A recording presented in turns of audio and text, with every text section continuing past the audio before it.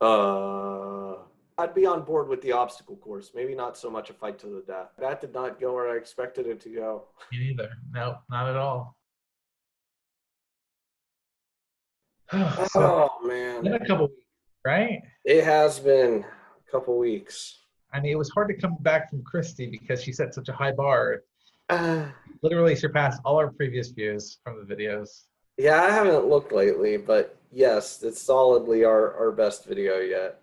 Yes, I was like, do we just quit now or do we just keep I going? mean, can we even just do this, the two of us? I don't know. Is it enough just to have what we'll find out? I don't know. I think I've got a good one for us tonight. I think it could be a pretty deep rabbit hole or rabbit trail, excuse me. We don't have the little sign telling you what show we're doing here. I need to prop it up or something. Oh Uh, yes. I brought today's sponsor. Oh yes. Who is today's sponsor? Today's sponsor is Facebook Memories. Ah, The yeah. their tagline for this is remembering all the things you can't do anymore. That's accurate. Also, it did remind us that we have been Facebook friends for 12 years. Somehow or another, that's still a couple years short. Well, we weren't really on Facebook that much before then, were we? Not together. No. So I've been a Facebook user since 2006. Okay, so we're just a couple years shy of Yeah, full tenure. yeah. Back when it was the Facebook. And that was back when it was just for, oh, you know what? It was just for colleges for the first little while, and I did Yep. not have a college email address. Yep. You had to have an email address ending in .edu to get a Facebook account. Yeah, back when they just wanted to keep it small and intimate. Yeah, so much for that idea. Now they want to take over the world and tell everyone what to think. Yes, but I do appreciate the memories. Yes. Thanks for the memories, Facebook. Thank you for the memories, Facebook. All right, so topic. You let me pick tonight. And I think you kind of have an idea of where I might go with this, but I just this evening figured out how I wanted to phrase the question. In the realm of film and TV, Okay. pick a show or a movie that occurs in a fictional universe that you would like that you can translate to today in the real world. Like what would that movie be, and like how well would it go from a fictional universe to the real universe? Does that make sense? I don't. I think you mean like in the year 2020, like it's a previous movie, and it's like does it age well? Or are you talking about like the fictional universe, like No, like a totally no, fictional is the wrong word. A fantasy universe. Okay. Translate something that occurs in a fantasy universe to today's actual universe. Yes. Like what would that look like? What would work, and what would change, and how would it look like? Huh. Yeah, I think this one through a little bit. Because I know, because you know what mine is, because I think I posted do. about it on Facebook, and I'm like, no, I'm not going to talk about it because I think it'd make a good rabbit trail. Because I was watching Cars, Yeah. Cars 2 with my kids, and as a car guy, all of a sudden I was just impressed by the whole concept of the World Grand Prix. Yes. All these different types of race cars together on one circuit, and like thinking about the real life counterparts to these fake cars just racing on the track at the same time was just like such a cool thought. Like just the noise alone would be spectacular.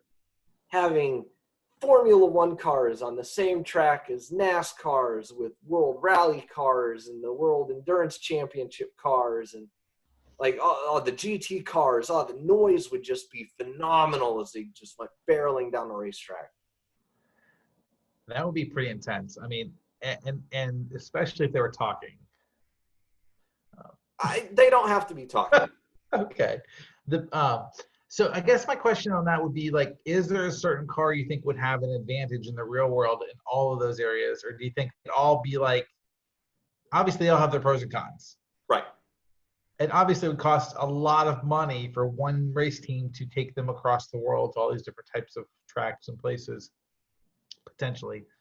Unless you could do all in like the US or in Europe, maybe take I don't know.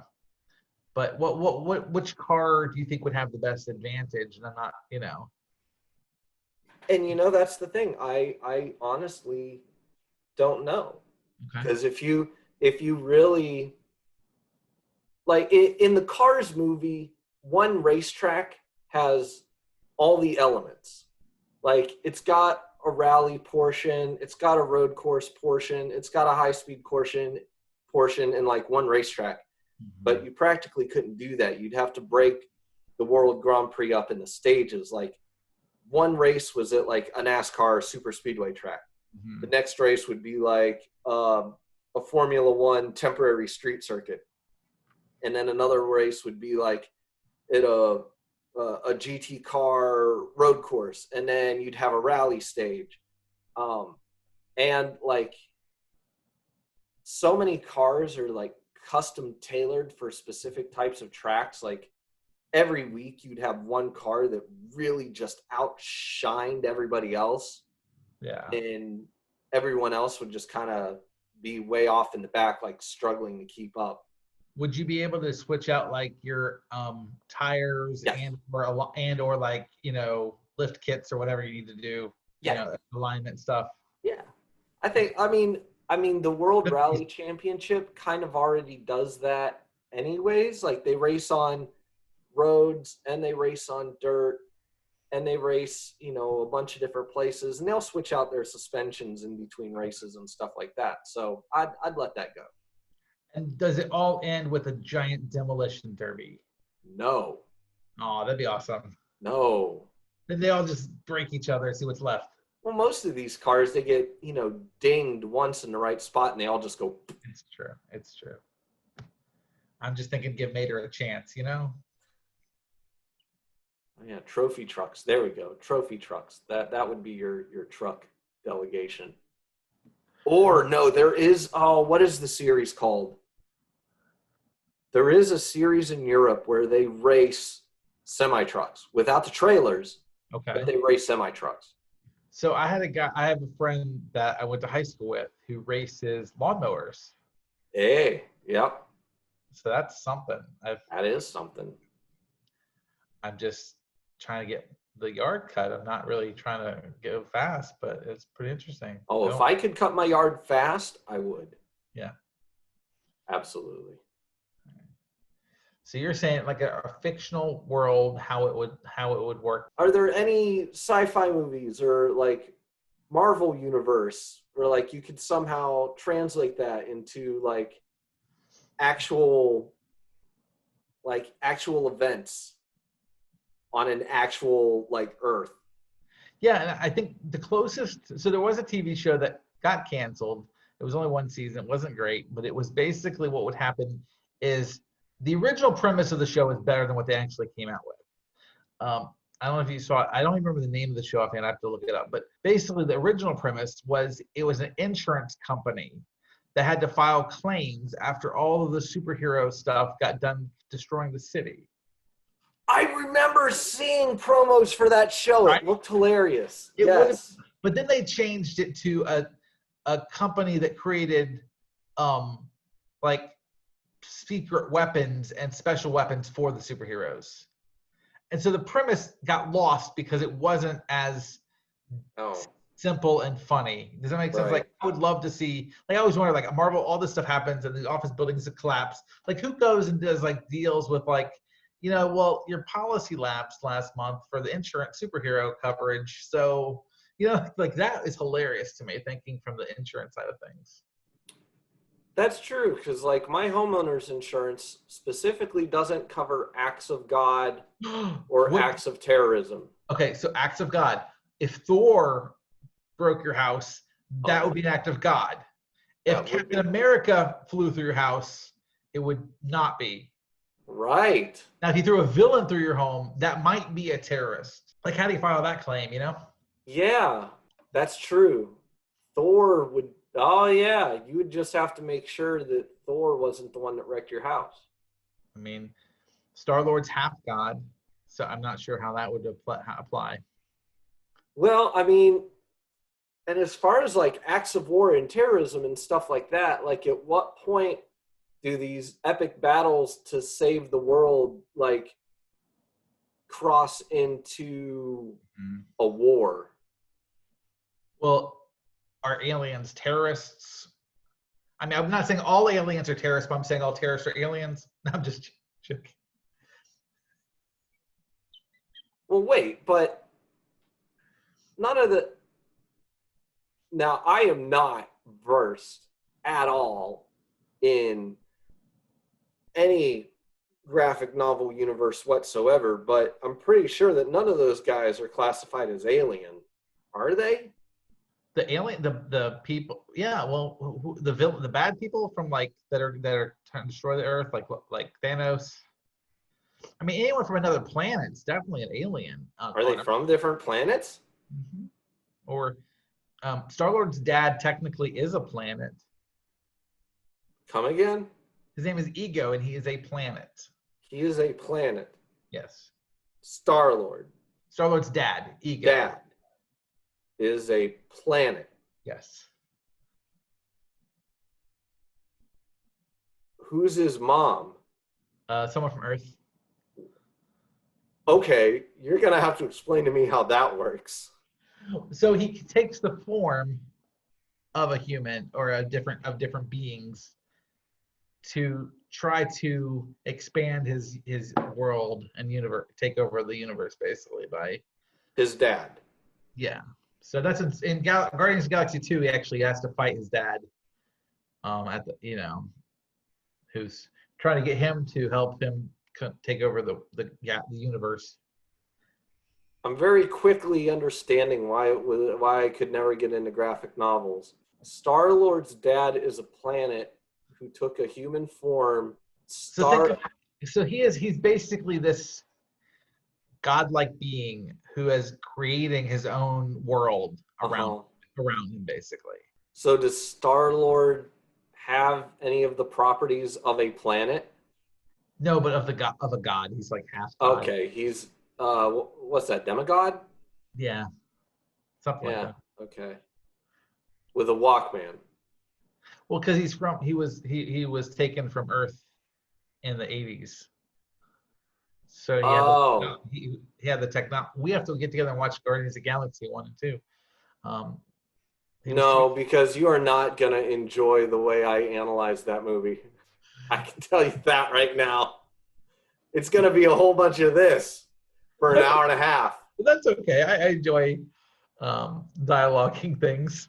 Now, I will say, and maybe I'll kind of bait you Okay. into steering the conversation, but something that wouldn't be too far out of the realm of possibility of happening in our current universe is Iron Man.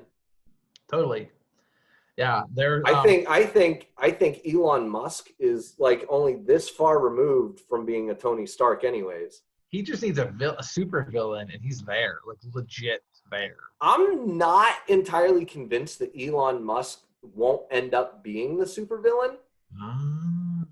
I mean, I Hey, am. Musk. I mean, that sounds like a villain. Like, It kind of does, doesn't Elon it? Musk. It doesn't sound like, you wouldn't put that on a T-shirt as much as like the villain Elon Musk. Right. It is kind of a villainous sounding name, isn't it? Musk. I mean, I can't hate on the guy because I'm still absolutely blown away by what SpaceX has been able to do. Yeah. Like getting people back in orbit and just how freaking cool that rocket is. I mean, that's his brainchild, so I got to give him credit. But still not convinced that he won't turn into a supervillain one of these years. I mean, and that's the thing. Like, so here's the thing about super villains in general. I think people like to have a villain, Uh-huh. especially in movies. There's got to be a bad guy for the good guy to fight. But in general, like life is just hard. And if you just saw Tony Stark living a normal life and things are just challenging, it's not really a movie, you know? I mean, like you can't like, was he going to fight the coronavirus? I mean, like, Tony Stark would have solved that pretty quickly. Obviously, him and Hulk would have figured out what was the origin of it and gone back in time and taken care of it. But I'm sure he's got an equivalent counterpart in Russia or China or something like that he could fight. Elon Musk? Are we talking about? Yeah. The Tony Stark version of Elon Musk could probably find a counterpart in true. Russia or China. A lot of the original comic books back in the 60s and stuff used propaganda against like Germany and oh yeah, like their villain in these things. Like, you know, it was Captain America versus the, you know, oh yeah, the Chinese or against the Russians or who, you know, against the Nazis. Oh yeah, absolutely. Yeah. So, but people like a villain, and you know, so that's the.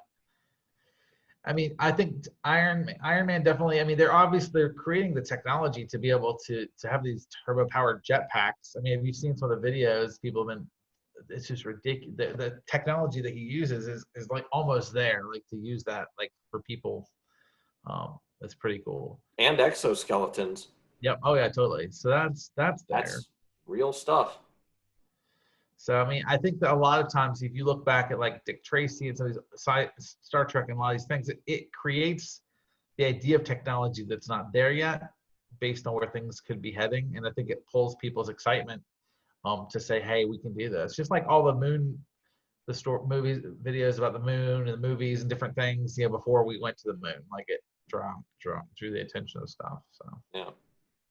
And man, as much as I'm fascinated by sci-fi that deals with like interstellar travel, like your Star Trek and your Star Wars and Firefly,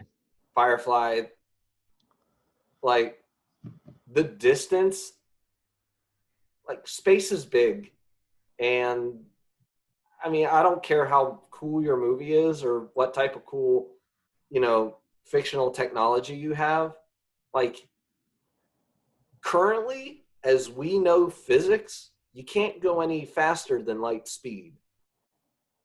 And, you know, most stars are still separated by, you know, millions of years worth of travel time, even at light speed. Okay. So, you know, most sci-fi that takes place in outer space is going to be pretty boring because it's going to be several generations of just floating in empty space until you get to your next, you know, stellar body. Yeah, that would be boring. It's like episode 5, season 5, they finally get to the planet. Yeah. Yeah. Oh, it's boring. Yeah. So yeah, I think that's an interesting point because like you think about these things where it's so used to start Star Wars and Star Trek, it's like warp speed or go through a black hole to or something. Yeah. But yeah, most of the time you're right. It'd be very, very boring and floating. Now, would you go to space if you had the opportunity, like to go to the moon or go on an orbit and come back? Or like, what would you do that? Yeah. Yeah. I don't know if I'd go to the moon. Yeah. But if I had a chance to like be blasted into orbit for a couple of orbits or something like that and splash back down in the ocean somewhere, yeah, do it. I think for me it'd be how long, because you know, I think I have I'm slightly claustrophobic at times. Afraid of heights occasionally, like only if I can fall. I'm not afraid of heights like in a building or like on a roller coaster, but if I can be the one that makes me fall, I'm afraid of being on a ladder, you know. I think it's more of a fear of falling than it is afraid of heights. Yeah. But yeah, so that's interesting. Time, you know, so most of these movies also have a time travel kind of component to it as well. They almost have to. Because otherwise you have to fast forward to the end of the movie, see what happens. Yeah. Yeah, because you almost have to if you want to talk about traveling, interstellarly. Right. You almost have to be time traveling at the same time. Otherwise, it'd just take you so long. It'd be like playing Kerbal Space Program where you hit the accelerate time button a bunch of times because it takes so long to get from one planet to the other. I don't even like to wait till like my Netflix show is loading. I'm impatient. Speaking of space travel and Netflix, have you seen the new Space Force show yet? Yes, I saw episode 1 this week. Did you see episode 1? Yes. I've seen a couple of episodes. That was oh my god, very delightful. I enjoyed that very much. The profanity that I was not expecting.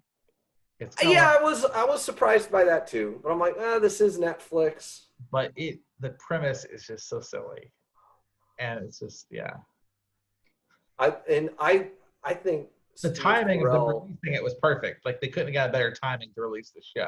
Oh gosh, I love that it takes place in this administration. So there's like some very subtle jokes in there about, we need to get ready to do such and such because there's going to be a tweet about it in 10 minutes. Yeah. So yeah, it's pretty fun. It's a pretty funny setup there. So I'll need to watch the next episode here, next couple coming days. There was so many people posting at the launch. They're like, these people have left the earth. What a great choice. My kids can't get over the names of the astronauts, Bob and Doug. It does sound like a cartoon. Like, could you come up with like 2 more like red-blooded American names to represent America going up into space? Here's astronaut Bob and astronaut Doug. Unless it had Budweiser or sponsors down the side of it like a NASCAR, that would be the only more American thing we could do to it. Well, it's private enterprise. There's no reason they couldn't. It's true. It's a private company. Aesthetics. We're big on Elon Musk is design over everything. If they wanted to emblazon DuPont or 3M or some other composites company down the side of their rocket, they would be well within their right to do so. The only downside is if it fails and then your giant brand is in flames for everyone to see. Risk reward. I guess so. I'm not sure about the spacesuits though. No? No. Wait till you see episode 3 or 4 of Space Force. Oh, really? You go which episode it is. I've only seen a few of them, but they're funny. Anyway. I mean, I guess I can appreciate the simplicity of them because, I mean, it has been, what? 40 or 50 years? 40 years since Apollo ended. And 9 years since the shuttle program has ended. And yeah, the technology should allow for sleeker and simpler designs. Yeah. But that's just a little too simple. It looks a little too sci-fi. Well, that's what they're having to go for. They're trying to get people. I know it's their thing, but it just something about it just doesn't. What you want, like a shirt pocket? You want like a polo, like a button up? Like what? Me? More American. I don't know. Honestly, I don't know. I don't know what I want. Like, I don't know. I'm so used to like the Asus suit. Uh-huh. The orange one that I've shown you pictures of. Yeah, the one that just screams space. Yeah, it does. It does. Which, speaking of the Asus suit, I'm going to try and make a helmet. Ooh. It's kind of similar in look and feel to like an Asus helmet. Yeah. I think I can actually do one out of corrugated. Oh. And I'll let you know how that goes. Please make sure it's big enough to fit my head, and I'd love to wear it at the next book event we do. Yes. Because I'll probably need to get my dad's help because I'll probably need it like precision die cut so all the pieces fit together. Wow. I'm surprised you don't have a 3D printer or a laser cutter in your house. I wish I did. How fun would it But, you know, at this point, I've got so many friends that have those things and they've been using them for years already. Like the learning curve for me to figure it out, just like, here, just let me send you a model and you make it happen. Like, you already know how the stuff works. Just let me send you a model. like I'll buy all your material. Just run it for me. if I had a 3D printer, man, Aaron would be like, I already collect too many little things already.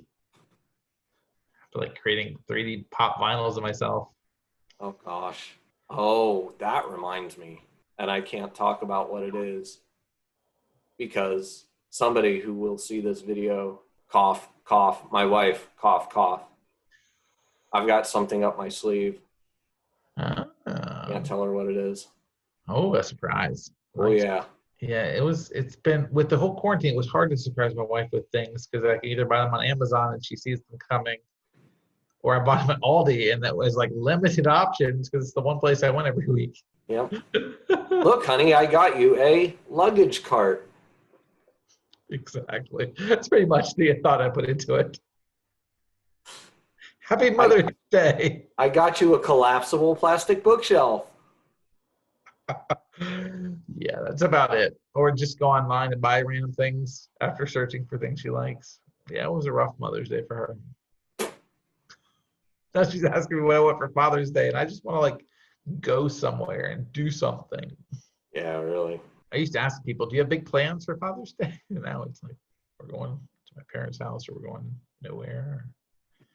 I did eat out in a restaurant this past week for the first time. That was awesome. Oh, yeah, I keep forgetting you can do that now. Yeah, it's one of those like, oh, yeah, that's a thing again. We're still doing takeout. Do you have an air fryer? No. The air fryer is the best for takeout because you can get like anything fried or crisp, like French fries or whatever, and you throw them in there for like 5 minutes. It's as if they came right out of the fryer.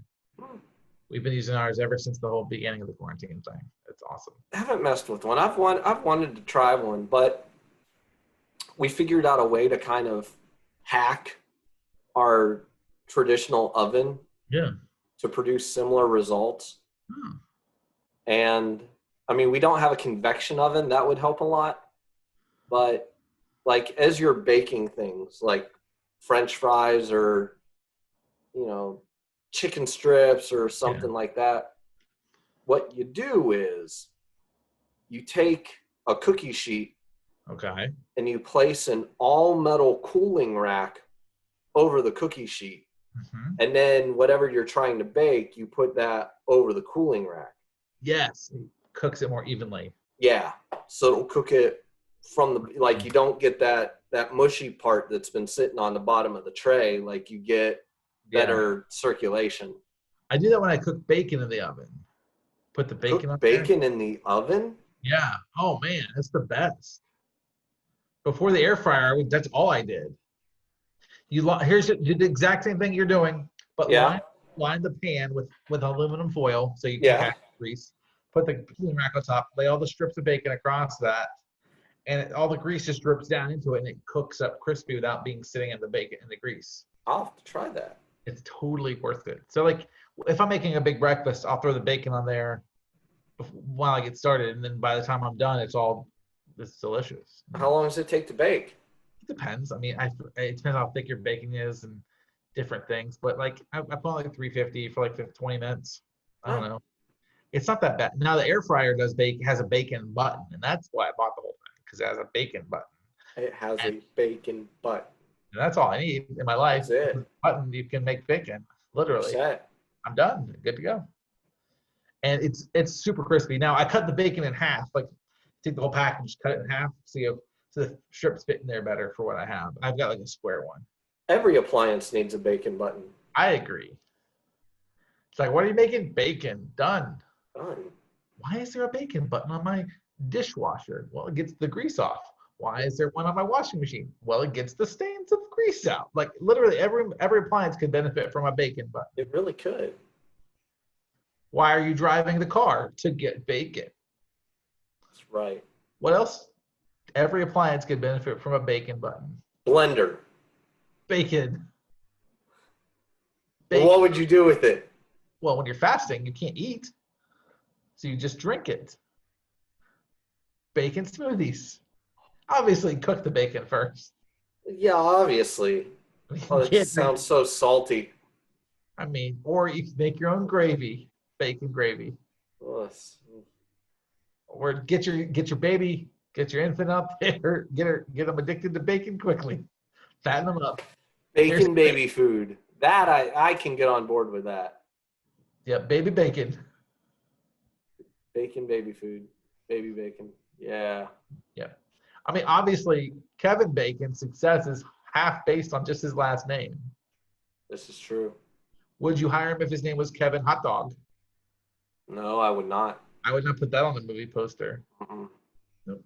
Have you ever eaten, it's like Brussels sprouts? Nope. Wrap them in bacon? Yeah. Nope. Still no. No. Figs. Figs. What? No. You ever seen bacon wrapped figs at like a fancy place? No. I'd never eaten a fig before, but I did when it was wrapped in bacon. Bacon wrapped shrimp. As Ron Swanson would say, it's my number one food number one favorite food wrapped around my number 4 favorite food. I love Ron Swanson. I think we talked about this briefly, but did you watch the reunion thing they did? The Parks and Rec? That was pretty good. All right. I liked how they snuck his ex-wife Tammy into the show. She's married to Ron Swanson. No, I know that. Megan Mullally is actually married to Nick Offerman. How they got her, how they got her in there. Yeah. Yeah. I was just laughing because it's like I love how are they like, how are they get people who are married on the show like stuck in different rooms or they're in another house traveling. Yeah. Because just Chris Pratt playing his character, it was just perfect. I'm a big Chris Pratt fan, obviously. Yeah, it's I like how they did that because Chris Pratt during the Parks and Rec day was a different person than Star-Lord or from Owen Jurassic Park or from Owen from Jurassic Park. Yeah, it's just like or from the Lego Movie especially. Yeah, I mean. But yeah, I love he's stuck in the shed. It's just so funny. I locked myself in the shed. But anyway, we've gone from talking about inanimate cars to Chris Pratt. Not bad. Parks and Rec, not bad. Yeah. I was gonna say we end on bacon, but Chris Pratt works too. Yeah. Man, I already can't remember how in the world we made it from Kevin Bacon to Chris Pratt. Parks and Rec. Ron Swanson, Bacon. Ron Swanson, Bacon to Chris. Okay, yeah. 5 degrees of Kevin Bacon. Oh, jeez. Wow, that was a good stretch. Wow. We've officially gone down the rabbit trail. Yep, there it is. There's a rabbit trail for you. Oh, jeez. Oh, you okay? I know it was making that noise. It's a bug of some sort flying around in here. Oh no! Get it. Jeez. Here, hold still. Lean your head closer. That'll be a good one to edit in. Just me randomly smacking myself on camera. You gotta need to smack this way. Tilt your head. No, you gotta go the other way. Tilt your head closer. Put your head against. No, all the way. I gotta go here. I got it. Oh wait, I went the wrong way. What? I don't think this is gonna work. No, it's gonna be awful. We are the worst at this. All right. So that was a thing. That was a thing. And we did it. We went too many days without shenanigans. Yeah, we did. Hey, pretty soon we can do this live in person. That'll be fun. That will be fun. We need to do that. Yeah, we do. All right. So episode 6 in the books. I'm Eric. I'm Brian. I'm Brian, aka Star-Lord. On the rabbit trail. We'll see you next time.